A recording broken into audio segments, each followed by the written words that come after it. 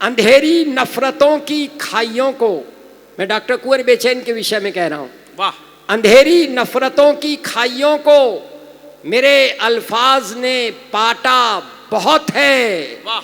और मेरी आवाज को कर लो सुरक्षित कि मेरे बाद सन्नाटा बहुत है, कि मेरे बाद सन्नाटा बहुत है। डॉक्टर साहब। वाह वाह वाह। मित्रों, कवि सम्मेलन तो वास्तव में हो चुका। जिस तरह से आपने इस कवि सम्मेलन को सुना है और जिस प्रकार से यहाँ से कविताएं सुनाई गई हैं, वो अपने आप में बहुत ही अनन्य बिंदु पर आपने छोड़ा है। मैं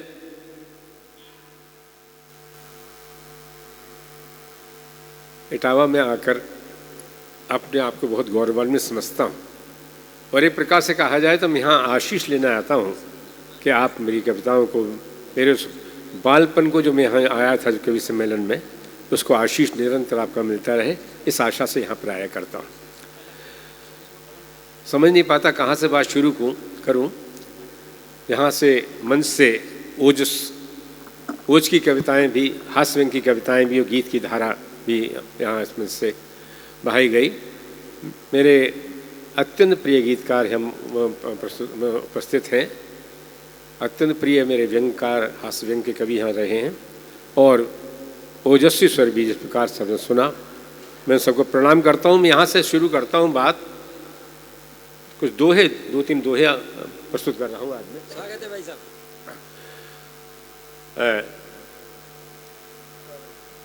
शोम भाई, आप सबके लिए कह रहा हूँ एक दोहा। रूप महोत्सव आप हैं, हम बंजारे नैन।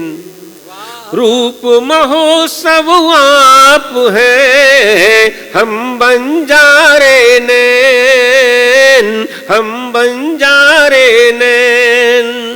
बस यूं ही बैठे रहो, कट जाएगी रैन। बस यूं ही बैठे रहो, कट जाएगी रैन, कट जाएगी रैन। एक दोहा और सुनिएगा। सिसक सिसक गेहूं कहें, फफक फफक कर धान। मन चाहता हूँ। सिसक सिसक गेहूं कहें, फफक फफक कर धान। सिसक सिसक गेहूं कहें, फफक फफक कर धान, फफक फफक कर धान।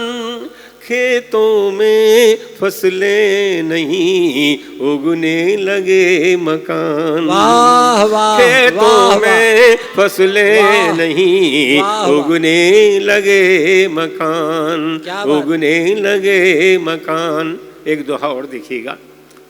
माँ मंदिर की आरती, पिता सुरीले शंख।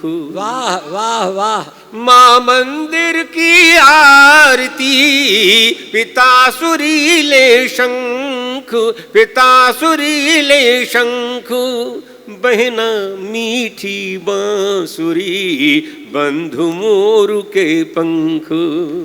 बहना मीठी बांसुरी, बंधु मोर के पंख। और आखिरी दोहा प्रस्तुत करता हूँ।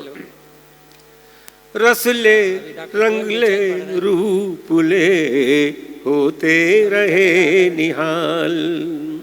रसले रंगले रूपले, होते रहे निहाल, होते रहे निहाल। जैसे ही पूरे पके, छोड़ चले फल डाल। वाह वाह। जैसे ही पूरे पके, छोड़ चले फल डाल। और कुछ पंक्तियां निवेदित करता हूँ के अलावा। बहुत समय हो गया है, मैं भी बहुत ही छोटा काव्य पाठ करूंगा। बाकायदा ब्राह्म मुहूर्त में पढ़ रहे हैं आप भाई साहब। ब्राह्म मुहूर्त है इस समय। मैं सचमुच यहाँ के संयोजकों को बहुत बधाई देना चाहता हूँ और आप सबको, जिन्होंने बहुत ही प्यार के साथ में ये बहुत अच्छी टीम आज जुटाई और कवि सम्मेलन में बहुत ऊंचाई पर पहुंचा तब कहता हूँ, माना कि आज के समय में देखने में ही आ रहा है कि लोग किस दिशा में जा रहे हैं, भाग तो रहे हैं लेकिन उन्हें दिशा का पता नहीं कौन सी दिशा में जा रहे हैं। तब यहाँ से बात शुरू करता हूँ, सुनिएगा। कोई रास्ता है न मंजिल न तो घर है कोई, साथ साथ रहिए, मुझे थोड़ी सी ऊर्जा देते रहिए, मैं सुनाता हूँ।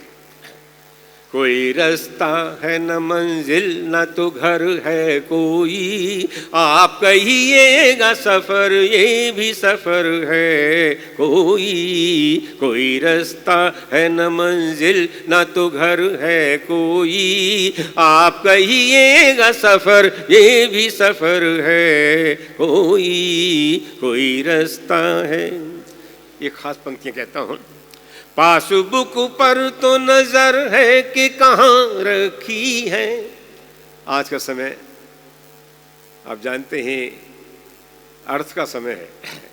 आज का समय शब्द का समय नहीं बचा, शब्दों में जो अर्थ होता है उस अर्थ का समय न बचकर दूसरे अर्थ का समय आ गया। तब कहना चाहता हूँ, मैंने दो पंक्तियाँ ये भी कही थी कि चेक को जेब में रखने की जल्दबाजी में, चेक को जेब में रखने की जल्दबाजी में मुझ पे एक प्यार का खत था जो गिर गया है कहीं, प्यार खोता चला जा रहा है। तब कहता हूँ, कोई रास्ता है न मंजिल न तो घर है कोई, आप कहिएगा सफर ये भी सफर है कोई। कोई रास्ता है, पासबुक पर तो नजर है कि कहाँ रखी है, पासबुक पर तो नजर है कि कहाँ रखी है। प्यार के खत का पता है न खबर है कोई, आप कहिएगा सफर ये भी सफर है कोई। कोई रास्ता है, रात दिन अपने इशारों पे नचाता है मुझे, रात दिन अपने इशारों पे नचाता है मुझे, रात दिन अपने इशारों पे नचाता है मुझे। मैंने देखा तो नहीं, मैंने देखा तो नहीं, मुझ में मगर है कोई। मैंने देखा तो नहीं, मुझ में मगर है कोई। आप कहिएगा सफर ये भी सफर है कोई। कोई रास्ता है न मंजिल न तो घर है कोई, आप कहिएगा सफर ये भी सफर है कोई। कोई रास्ता है, ठोकरें दे के तुझे उसने तो समझाया बहुत, ठोकरें दे के तुझे उसने तो समझाया बहुत। एक ठोकर का भी क्या तुझ पे असर है कोई, आप कहिएगा सफर ये भी सफर है कोई। कोई रास्ता है न मंजिल न तो घर है कोई, आप कहिएगा सफर ये भी सफर है कोई। कोई रास्ता है, ये खास पंक्तियां और सुनिएगा। मौत दीवार है दीवार के उस पार से जो, मौत दीवार है दीवार के उस पार से जो, मौत दीवार है दीवार के उस पार से जो। हमको रह रह के बुलाता है उधर है कोई, हमको रह रह के बुलाता है उधर है कोई। आप कहिएगा सफर ये भी सफर है कोई। कोई रास्ता है न मंजिल न तो घर है कोई, आप कहिएगा सफर ये भी सफर है कोई। कोई रास्ता है, आखिरी पंक्ति निवेदित करता हूं। सारी दुनिया में लुटाता ही रहा प्यार अपना। भैया कमलेश सारी दुनिया में लुटाता ही रहा प्यार अपना, सारी दुनिया में लुटाता ही रहा प्यार अपना। कौन है कहते हैं बेचैन कुंवर है कोई, कौन है कहते हैं बेचैन कुंवर है कोई। आप कहिएगा सफर ये भी सफर है कोई, कोई रास्ता है न मंजिल न तो घर है कोई। आप कहिएगा सफर ये भी सफर है कोई, कोई रास्ता है। और 4-5 पंक्तियां सुना के अपना स्थान लेता हूं। मैंने जो जिंदगी में समझा जाना वो 4 पंक्तियां कहना चाहता हूं, क्योंकि कविता का उद्देश्य भी यही है और मनुष्य की जिंदगी का उद्देश्य भी यही है कि सारे संसार को प्यार बांटे। अगर प्यार में रह सकते होते तो युद्ध क्यों होते, झगड़े क्यों होते। अगर हर व्यक्ति के हृदय में प्यार बसा होता तो सारे संसार के झगड़े अपने आप समाप्त हो सकते थे, लेकिन प्यार रहता नहीं है। तो मैं कहता हूँ कि उसने मेरे छोटेपन की इस तरह इज्जत रखी। मुझसे कहा गया कि पंक्तियाँ जरूर सुनाऊँ। उसने मेरे छोटेपन की इस तरह इज्जत रखी, उसने मेरे छोटेपन की इस तरह इज्जत रखी। मैंने दीवारें उठाई, उसने उन पर छत रखी। वाह वाह वाह वाह वाह वाह। खुशी। उसने मेरे छोटेपन की इस तरह इज्जत रखी, मैंने दीवारें उठाई, उसने उन पर छत रखी। और ये खास पंक्तियाँ अब ये सुनाना चाहता हूँ जो मैंने महसूस किया ज़िंदगी में, बताता हूँ। मैं भी आप लोगों की तरफ से भाग्य को ही मानता हूँ खूब, लेकिन कर्म को भी मानता हूँ, दोनों चीज़ों को मानता हूँ। दोनों का अपना स्थान है, लेकिन कहीं मुझे लगता है जैसे भाग्य से कहीं कर्म थोड़ा सा आगे है। वो आगे कैसे है उस बात को मैंने सिद्ध करने की कोशिश की है, देखिएगा। उसने मेरे छोटेपन की इस तरह इज्जत रखी, मैंने दीवारें उठाई, उसने उन पर छत रखी। मैंने दीवारें उठाई, उसने उन पर छत रखी। और क्यों हथेली की लकीरों से हैं आगे उंगलियां, क्यों हथेली की लकीरों से हैं आगे उंगलियां, क्यों हथेली की लकीरों से हैं आगे उंगलियां। रब ने भी किस्मत से आगे आपकी मेहनत रखी। क्यों हथेली की लकीरों से हैं आगे उंगलियां, रब ने भी किस्मत से आगे आपकी मेहनत रखी, रब ने भी किस्मत से आगे आपकी मेहनत रखी। और 4 पंक्तियां निवेदित करता हूं कि अपने आंचल को भिगोती ही चली जाती है। वाह वाह। अपने आंचल को भिगोती ही चली जाती है। मैं सकारात्मक सोच के व्यक्ति तब कहता हूं आप लोगों की तरह से, अपने आंचल को भिगोती ही चली जाती है। पाठक जी, अपने आंचल को भिगोती ही चली जाती है।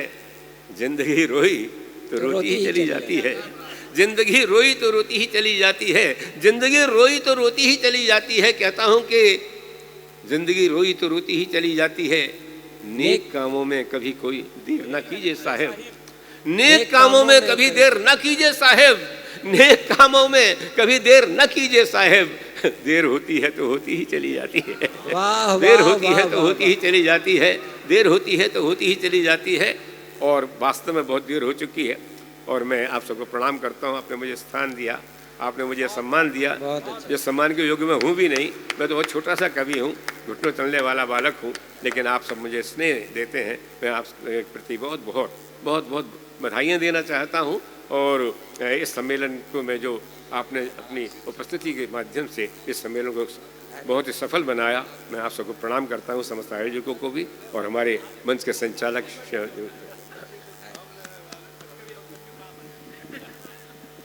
बंधुओं, ये कवि सम्मेलन 22 दिसंबर को आरंभ हुआ था और बहुत दिनों बाद ये एक स्वर्णिम अवसर आया है कि 23 दिसंबर को समाप्त हो रहा है।